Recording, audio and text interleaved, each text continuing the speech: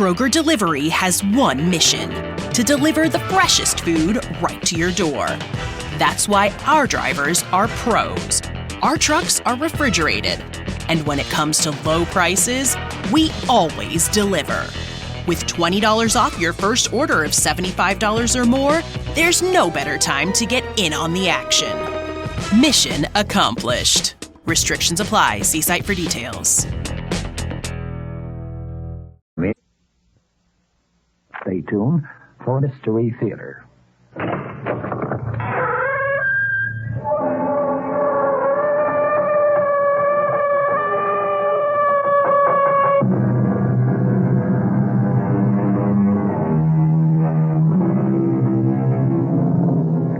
Come in. Welcome. I'm E.G. Marshall. This time I bring you not a horror story, not a mystery story, but a story that aficionados classify as the perfect crime. In other words, you see what our police friends call the perpetrator plan and execute what appears to be a perfect crime, one for which he will never be brought to book. And then you are kept in suspense, wondering or trying to figure out for yourself what little mistake he will make or has made that will nail him. Consider the case of Jennifer Palmer and her husband Nick, who framed her with murder. Our mystery drama, Frame Up, was written especially for the Mystery Theater by George Lothar and stars Mercedes McCambridge. It is sponsored in part by Anheuser-Busch Incorporated, Brewers of Budweiser, and Sign-Off, the sinus medicines. I'll be back shortly with Act One.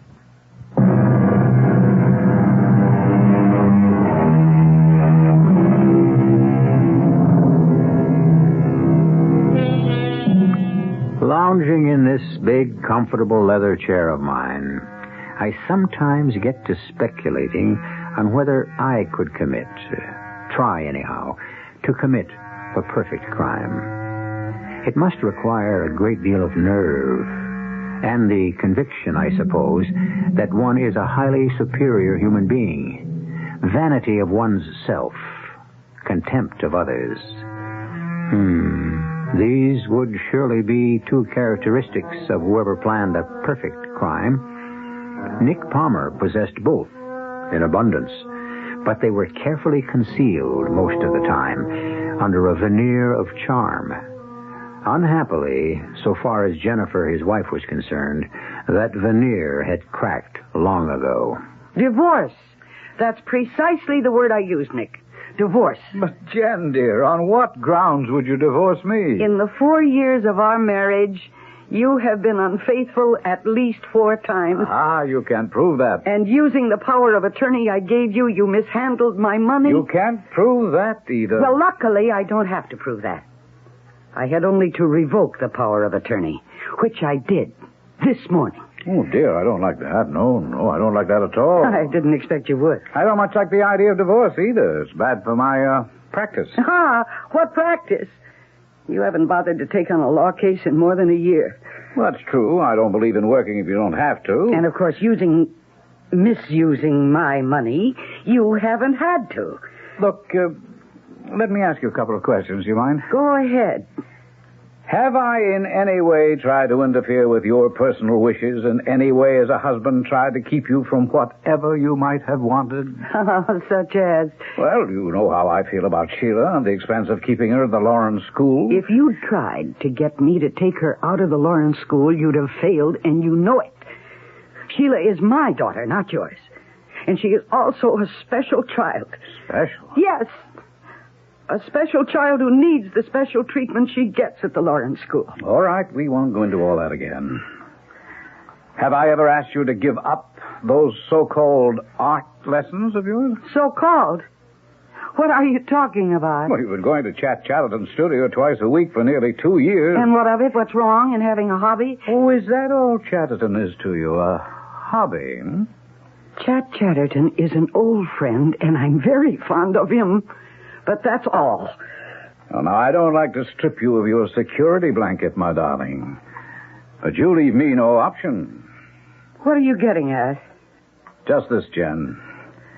Unless you agree to leave things as they are, I'm afraid I shall have to take measures to stop you. Well, there's nothing you can do to stop me. Oh, yes. Yes, there really is. I could put you behind bars for murder.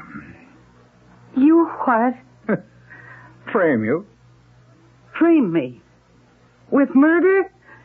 Are you crazy? Frame you with a murder you didn't commit and enjoy. Oh, you are crazy.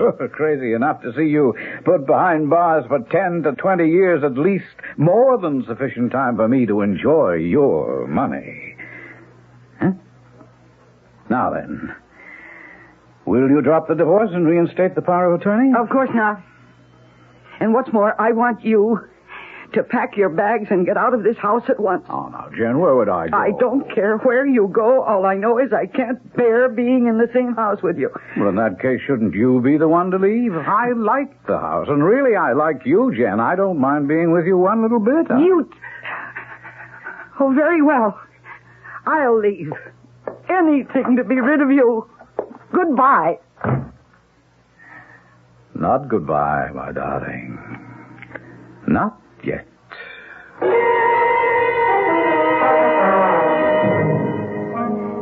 Jen? Would you use a warm or cool shadow here under the jawline? Jen? Huh? Oh, what, Alexis? Oh, this portrait I'm working on, I'm not sure if I should use a warm or... Jen, are you all right? Yes, sure, Alexis. Why do you ask? All through painting class today, your thoughts seem to be elsewhere. Well, something on my mind, that's all. Oh, well, anything I can help you with? No, it's, something that I have to work out for myself. A 10-minute break, everybody. And then I'll have a look at what you've done. Hey, that portrait's coming along fine, Alexis. Wish I could say the same for your still life, Jen. Oh, I wish I could too, Chet. Oh, well, she just hasn't been with it today. Yes, I sort of sense that. Alexis, do me a favor, will you? Oh, you have but to command, Master. Have everybody arrange their paintings along the wall so I can just walk by and look at them, huh? Master, I go. Care to talk about it? Chet, Nick threatened me this morning. Threatened you? To frame me with murder. Would you run through that again? To frame me for murder. You told him about divorcing him then? And revoking the power of attorney. And he said he... Well, he must be out of his mind. How could he frame you or anybody for murder? I don't know. But if anyone can, he can. Oh, come on now, Jen. No, I know him better than you do. He's brilliant. He's got a mind that... Honestly, sometimes it scares me. Well, he doesn't scare me. I'll take care of this little matter in short order. How, Chad? What can you do? I can go and see that creep husband of yours and make a few threats of my own. Palmer, Jen's going to get her divorce, and she's already revoked your power of attorney, and that's that. You give her any trouble, and I'll beat the living daylights out of Look, I assure you, unless she gives up all thought of divorce and reinstates the power of attorney I've enjoyed, well... Look, you dirty... You go ahead, hit me. I'd like nothing better. 6-2 against my 5-10? I could sue you for every penny you've got. If you've got anything worth suing for. Or are you just living on hopes? What do you mean? Jen's money. Once free of me, if she gets free, the field would be wide open for you, wouldn't it? Why, I could take... I warned you. So you did. Yeah. I was foolish not to take your warning. But you know, I think it'll be foolish of you not to take mine. Which is quite simply... stay out of this. I have no intention of staying out.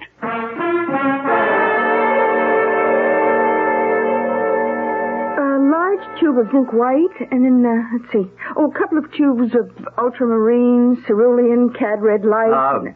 Excuse me, but aren't you Alexis Thorne, is it? Lorne, Alexis Lorne.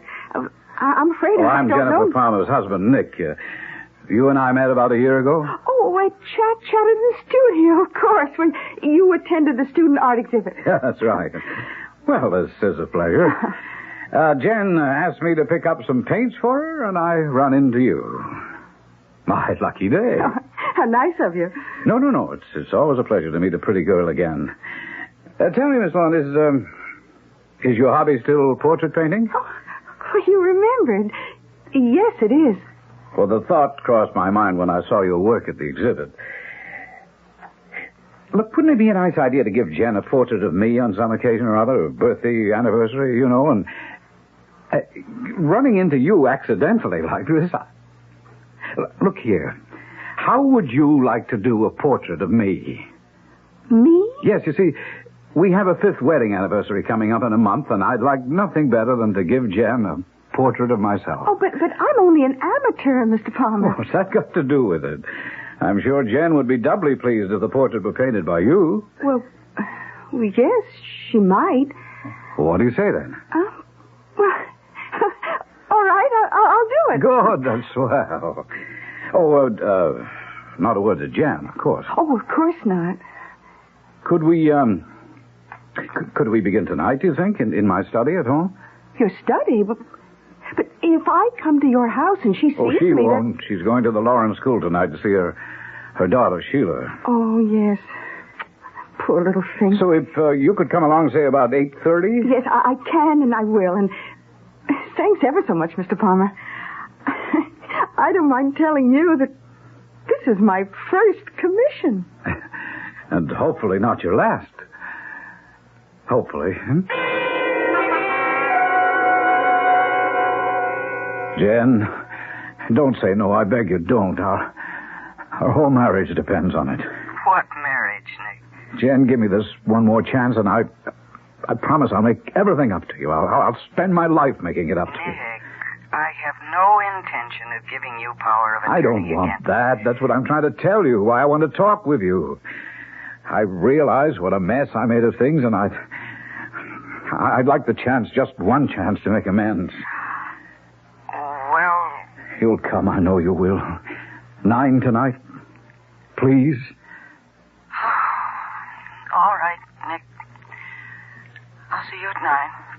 Jen, I can't tell you how grateful I am.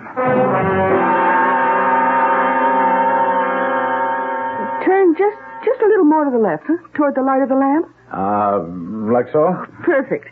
The other way, you see, we get a light effect where one side of the face is totally in shadow. We don't want that. Hey, that sounded like a car. A car in your driveway. Yes, it is. Matter of fact, it's, Jen. Jen? Your wife? You know any other Jen? What is this?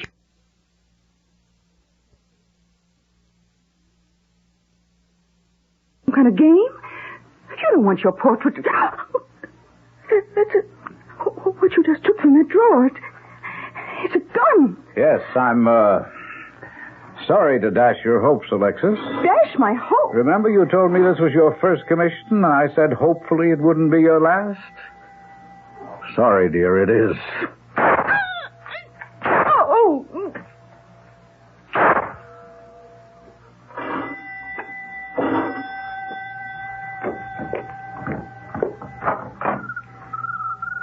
Jen, come in, dearest, come in. You're right on time.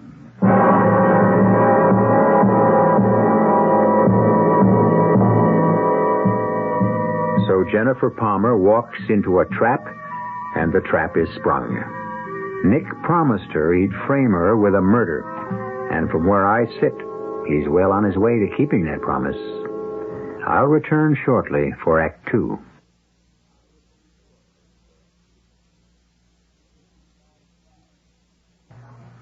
This is John Scott. Be sure to join me at 8 o'clock tonight for the latest news from the WOR New York newsroom.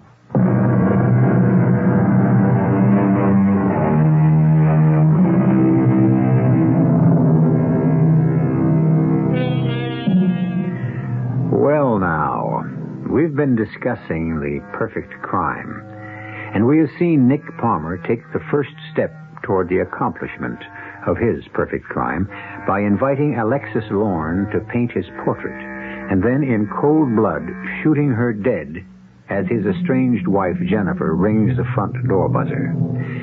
But frankly, I don't get it, do you? I mean, quite obviously he plans to frame Jennifer for the murder of Alexis, but exactly how will he do that? All right, Nick. Say what you have to say. Oh, come on, Jen. Sit down. Let's have a drink. No! Just tell me what you have to say, and I'll go. Okay. Jen, I'm sorry I made you such a rotten husband. I'm sorry about playing around, about squandering your money, the whole bit. I'm sorry I made no effort to be more of a father to Sheila. Well, she's not your daughter. Even so, I know what she means to you. Oh, please. If all you're trying to say is that you want another chance, my answer is no. Well, everyone deserves a second chance. Yes, but this would be about the 20th for you, Nick. Good night. I can't live without you. You can scarcely expect me to believe it's the truth. I don't want to live without you. Refuse me one more chance and you might as well kill me. Oh, I think you'll survive. Now, let me show you I mean what I say. Nick, are you mad? Or will you put that gun down? Oh, no, I've got it pointed straight at my head, Jen. Now, tell me that you'll return to me, or I swear I'll pull this trigger. Nick! Say it. Say you'll take me back. Nick, I can't lie to you. Now, give me that gun. No, I'm going to kill myself. I'm going to kill myself. Kill... No, you're not. Now, give me the gun. That's better. I'm everything you say I am, Jen. I haven't even got the guts to shoot myself. Well, let's both be glad that you haven't. Even so, I'll keep this gun. Just in case.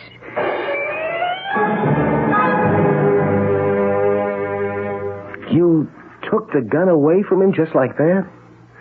Pretty damn cool of you, Jen. No, not at all, Chad. Nick had forgotten that he pulled this little scene once before. Only I fell for it that time. I wasn't falling for it again. He had no intention of killing himself, and I knew it. And why did you keep the gun? Well, just to play it safe, I guess, because you never know. You know, you really never know. That's true enough. Well, this is a great pleasure, you dropping by like this. I had to tell somebody. Sure you did. Oh, well, this is my night for unexpected visitors. Well, all right, I'm coming. Yes? I'm Detective Rice, police. My partner, Jim Andrews. Detectives? You Jennifer Palmer?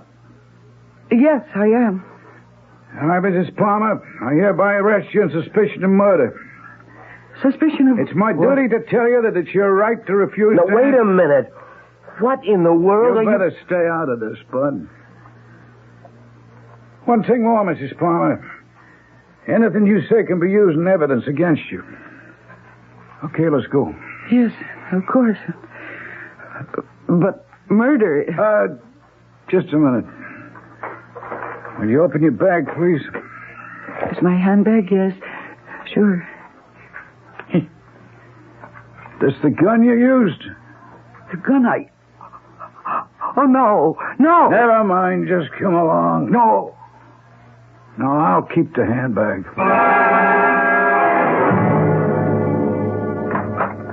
Right in here, Mrs. Palmer.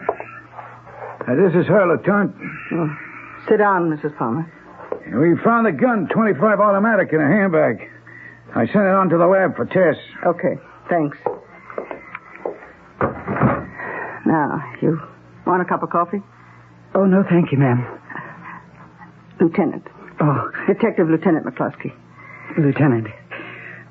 I really don't know what this is all about. And you've been arrested on suspicion of murder. Rice must have told you that.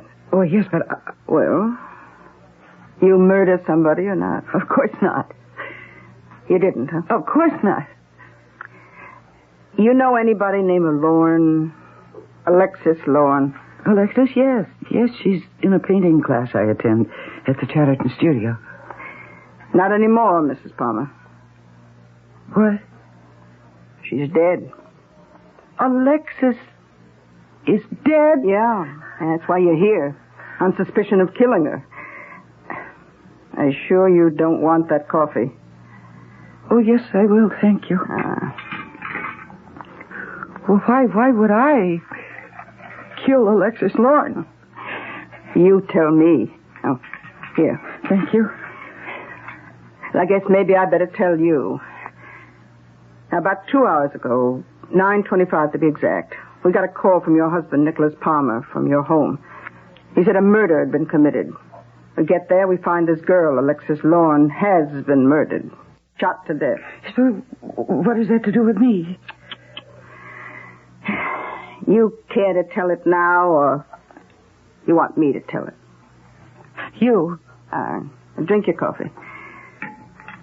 Your husband says that this Alexis is painting his portrait in the den room. He says his hair gets all mussed up. He doesn't know how, but we figure we know. And he goes upstairs to brush it. He hears shots. He comes running downstairs. And Alexis is dead on the floor. Then he hears a car start up in the driveway. He runs to the window and looks out, and he sees you drive away in your car. Well, how could he tell that it was me? I mean, after all, it was night. But a full moon. The moon at 9:20 thereabouts was full and bright. He recognized the blue sedan you drive. Also that maroon coat you're wearing. I don't remember the moonlight, but then my mind was on other things. Then you were there. Oh, yes. At that time? I guess so, yes. In other words, you found out he was fooling around with this Alexis and... No, I didn't find out anything. Then what'd you go there for? Oh, I wish I knew. Huh? Well, I hate him really, but I feel sorry for him, too. And he phoned me and he said, please come over and let's talk things over. And so I went. But you wouldn't understand any of that. I'm a woman. I've been in love. Why wouldn't I understand? Here, have another cup. No, thank you. Is that bad? No. Now, tell me more about him asking you to come there. Well, I don't see what that... And what happened after you got there? I don't see what that has to do with Alexis being dead. Being killed. I mean, why Nick phoned and why I went there and what happened after I got there. Well, don't ask. Just tell.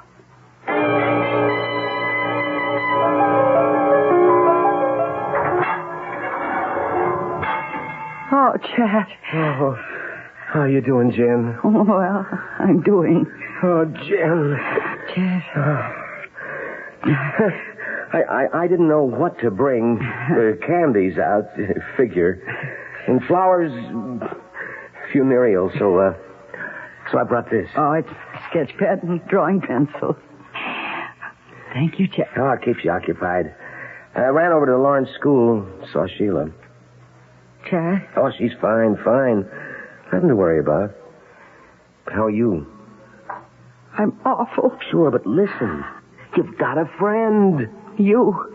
Me? Oh, I'm more than a friend, you know that.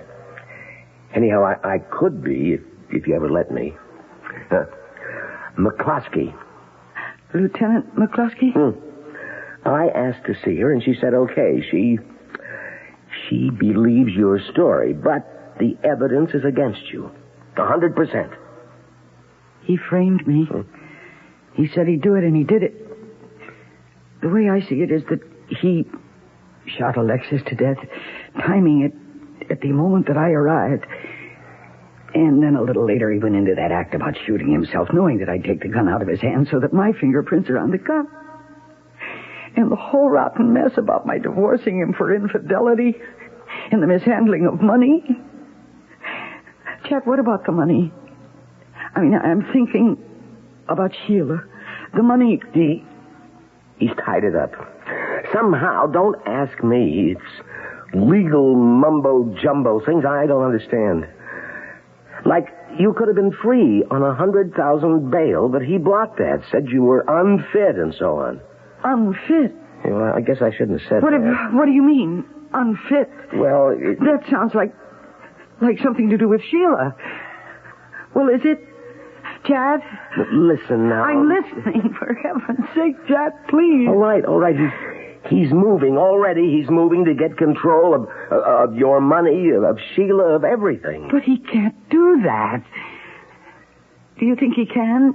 Well, you might as well know he can, and he is. But how? He's still your husband, with certain legal rights, I guess. And a brilliant lawyer.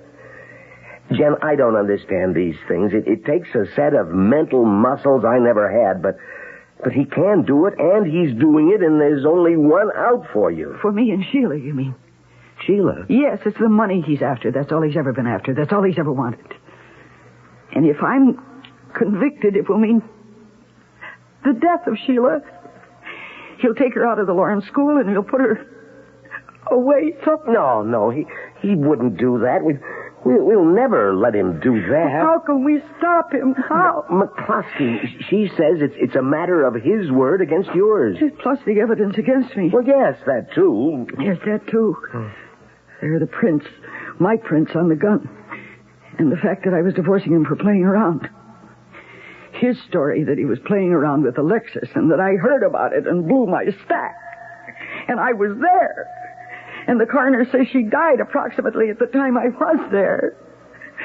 Oh, Chad, he's framed me. He's framed me good. Unless we can prove he's lying. Something bugs me about his story. Huh? There's something that doesn't make sense, doesn't hang right. What? Oh, I don't know. If I knew, you wouldn't be sitting in this cell awaiting trial. But there's something. Well, I'm looking straight at it and I can't see it. But it's there. I know it's there. And if I can find it, see it, he'll be behind bars and you'll be free. And if you can't find it, Sheila's life and all the treatment that would have made her well again and all the future that lay before her until now, that will be all gone.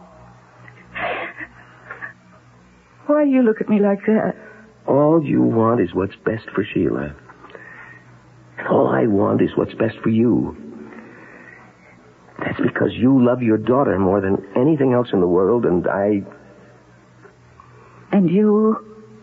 Love you more than anything else in the world. Huh?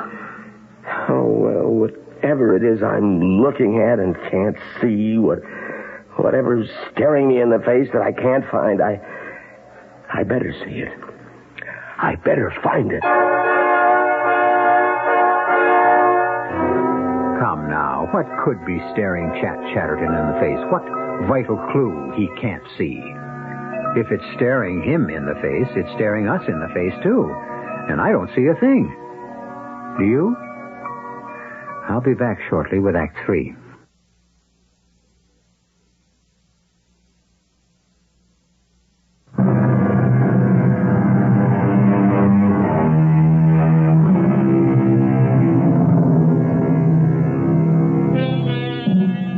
Framed into a charge of murder by her husband, a murder he committed, Jennifer Palmer, if found guilty, faces a sentence of anywhere from 20 years to life.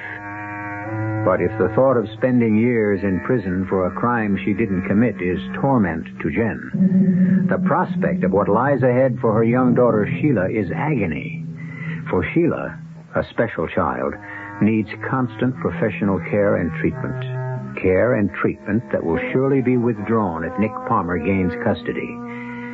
Now, as witness for the prosecution, Nick takes the stand in the trial of the state versus Jennifer Palmer. Now, Mr. Palmer, I show you this gun. You ever seen it before? Why, yes, that's a 25 caliber automatic we kept in a desk drawer at home. You know, in case of need, self-defense. I see. Now, on the night Miss Lauren, Alexis Lauren, was shot to death with this gun, she was painting your portrait? Yes. Would you tell this court how it was that she came to be painting your portrait in your study at 9 o'clock at night? Well, I wanted to give the portrait to my wife as an anniversary gift. I wanted it to be a surprise, and so the sittings had to be held when she wasn't at home. And that night she'd gone to... Well, she said she'd gone to the Lawrence School to visit her daughter, Sheila. That's a lie. I kept him. No, I was going to sue him for divorce. I'm sorry, Your Honor. I'll proceed, Your Honor. You and Miss Lauren were alone in the house then at 9 that night? Yes. Let's see, I remember my hair had gotten a bit rumpled, and I went up to my bedroom to brush it. Let me interrupt. How did your hair become rumpled, messed up? I beg your pardon? I'm sure you heard my question. Oh, well, it just got a little mussed up, that's all. It hadn't got that way because of, shall we say, something that had gone on between you and Miss Lauren? Well, I don't know what you're getting at. What I'm getting at, Mr. Palmer, is this. The state contends that your wife killed Miss Lauren out of jealousy. And what I'm getting at is that she had grounds for jealousy. All right, if you mean was I fooling around with Alexis... That's exactly what I mean. Well, yes, I was. Thank you. Now, you are in your bedroom brushing your hair. Yes, and I hear these gunshots, 3 of them. I come running downstairs and I find Alexis dead, sprawled on the floor of my study. Then I heard a car start out in the driveway, so I ran to the window and I saw my wife Jennifer taking off fast in her car. I rushed to the phone, I called the police, and... well, that's all. How far would you say the driveway is from the window you went to? Oh, not more than 100 feet. Circular driveway, I believe. Guess that's right. Now, you are positive it was your wife's car you saw and that the person driving it was your wife? Positive. Since it was 9 o'clock at night, Mr. Palmer, night, how can you be so positive? Oh, you see, the moon was at its fullest, its brightest. It was practically daylight. So then you recognized your wife's car? Oh, yes, it was her car, all right. Dark blue, 2-door sedan, and she was driving. I saw her clearly. You saw her face clearly? Well, no, not her face, but she was wearing a coat, a dark maroon coat that I'd recognize anywhere. But then you cannot really swear it was your wife driving that car? I don't know who else would be driving her car and wearing her coat, do you? No, I don't. Thank you. No further questions. You're a witness. No, they can't. They can't do this. I've got to see Sheila. Now, Jen, I've got to Jen, before come they on send now, me away. Quiet down. Take it easy. What is going to happen to Sheila when I'm not here anymore to see that she's properly cared for? You know what Nick's going to do just as soon as he can do it. He'll take her out of the Lawrence school, and he'll throw her into some second or third-rate place. He'll leave her there to rot. Please, I can't stand it. I can't stand it. I can't stand it. Case of hysterics. Lieutenant McCluskey. I heard Mrs. Palmer's leaving for upstate tomorrow. I thought I'd just drop by, wish her good luck. Nice of you. How would you like to buy me a cup of coffee? Later. Huh? Well, sure. Meet you outside then in 5-10 minutes. Oh, hey, come on now, Mrs. Palmer. Come on, let's sit up, huh? And dry the tears. And look, you don't want to go to pieces. There's always hope. Even when things look the worst, there's hope. Now look, tomorrow they'll be taking you up to women's prison. I can't bear the thought of it. You can, because you've got to. Now, Captain Greenberg up there, she's an old pal of mine. I've talked to her about you. She's going to do all she can to make things comfortable for you. Long as you keep your nose clean, you understand? Yes, I do. Now, you do as you're told when you're told to do it. And no hysterics or making scenes or like that. Okay? Okay, I'll try. You'll do it. How will I get to see my daughter when I'm up there? All those years, oh my God. All those years without me. What will she do? Please, I've got to see her on a regular basis somehow. And it's got to be arranged so that I can check on her and know that she's all right. Could that be arranged? Could it? Through proper channels. The warden's office. But you believe me now. Everything that can be done will be done.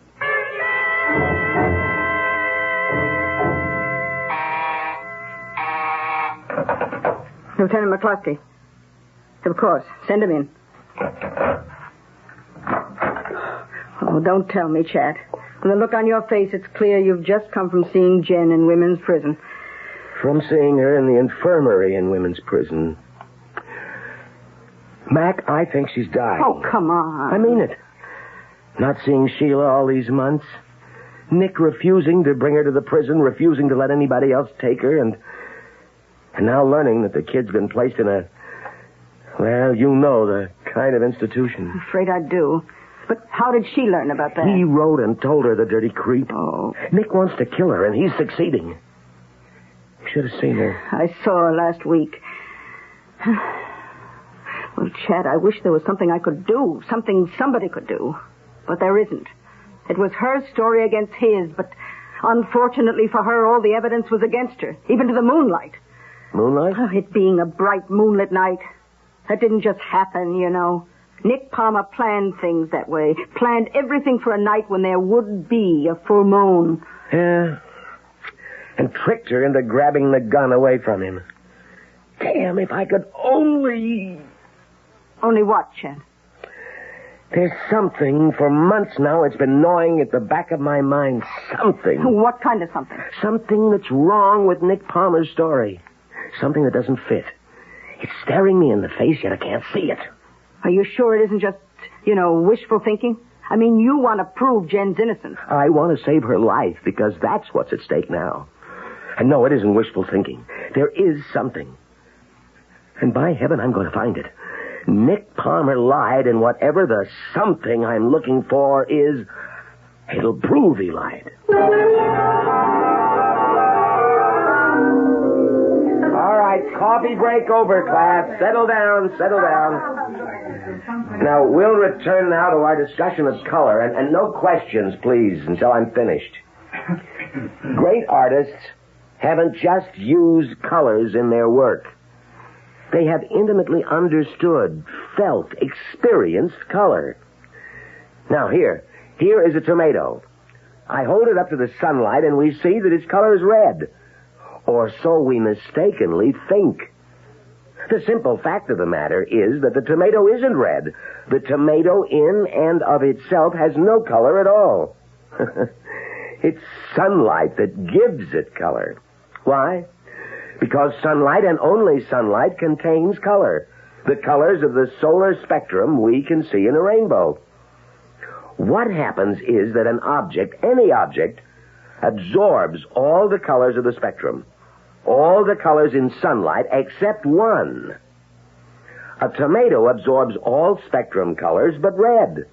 A banana, all colors but yellow, and so on. In other words, without... Oh, good Lord. There it is. There it is.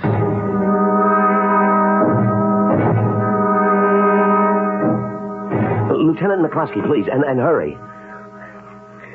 Mac, Chatterton. Mac, I can prove Nick Palmer lied. Yes, you heard me. I can prove it. The thing that's been staring me in the face for months and I couldn't see it, well, I see it now. I see it bright and clear.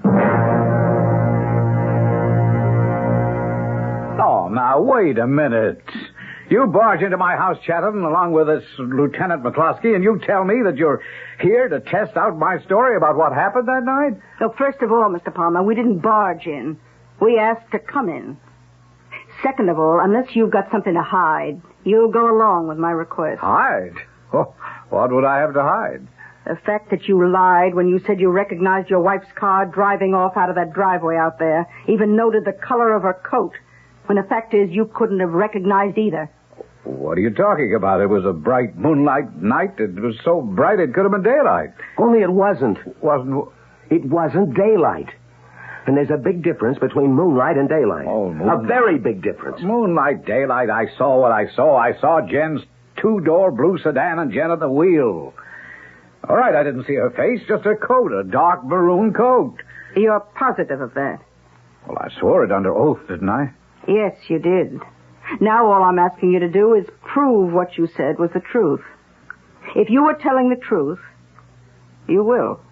If you weren't, you won't. It's up to you, Mr. Palmer.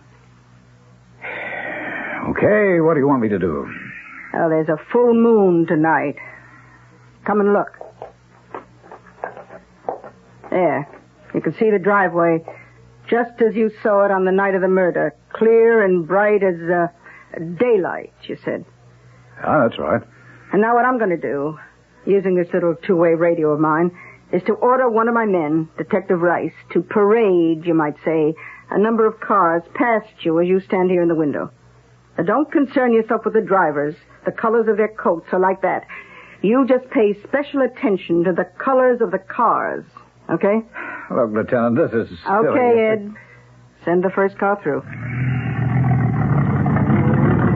The color of that car, Mr. Palmer, what is it? Well, it's white.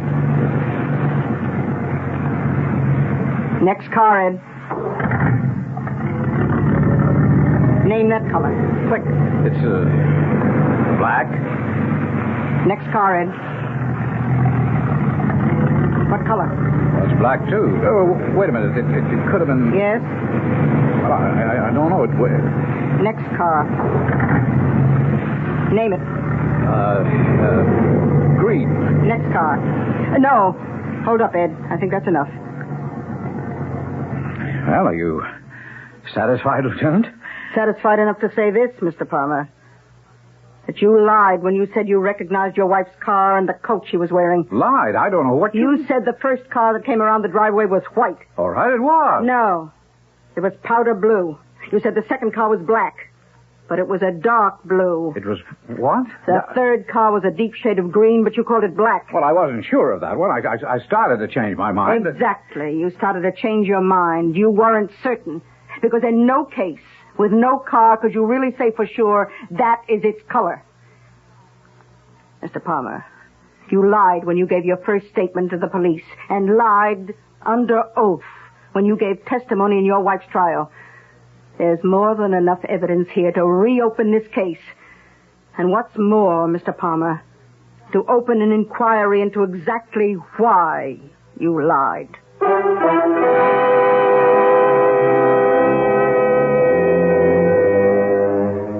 Well, it is said, and truly said, that perfection is something aimed at, but seldom achieved. Never achieved, I may venture to say, when it comes to crime. Did I say never? Well, hardly ever. I'll be back shortly.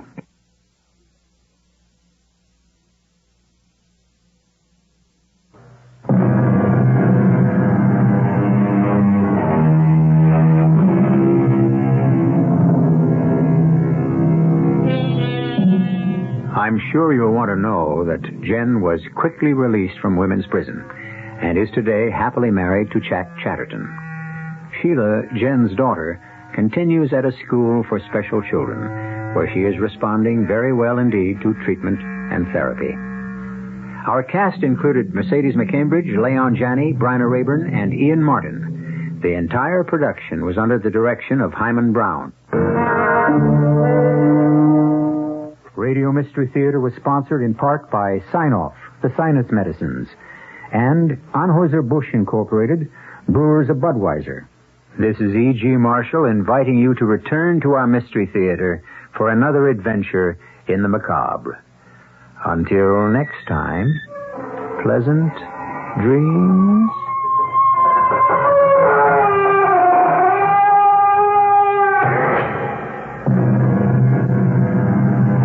Tonight's Mystery Theater was also brought to you in part by ShopRite Supermarkets, where you get a lot more for a little less.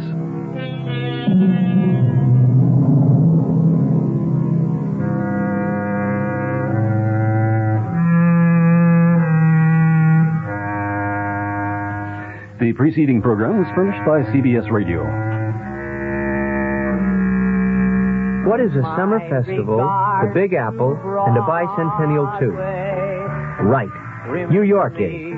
This is Joel Gray, host of this year's Summer Festival, and I want you to pop right down, up, over, across to the New York Convention and Visitors Bureau at 90 East 42nd Street to pick up all the brochures that the Visitors Bureau has to give out, free. They've got a calendar of events, a guide and map, a shopping guide, a restaurant guide, all free for you. WOR New York. Mayor Beam returning from Albany with precious little in the way of funds from the legislature. New Jersey governor goes to his legislature with an 11th hour appeal. The price of gasoline is going up, and shortages may appear late in the summer. It's 78 degrees and partly cloudy mid-Manhattan. The man says partly cloudy, warm and humid tonight, the low around 70. Partly sunny, continued warm and humid tomorrow with a chance of a thunder shower in the afternoon, the high 85 to 90. This is John Scott with the 8 o'clock edition of the news. This late word, Pele and the Cosmos are playing at Randall's Island tonight, and the traffic from Queens into Manhattan is so heavy it's backed all the way up to LaGuardia. On Sunday, in an exhibition game, the Cosmos drew a record 21,000 fans. Tonight, in a regular game, the attendance is expected to be even greater. Mayor Beam went to Albany today and is flying home at this hour outraged. In his opinion, he was shortchanged. I want to say that I'm outraged and shocked at the crassness with which the Senate majority is treating the people of the city of New York. We've heard all kinds of stories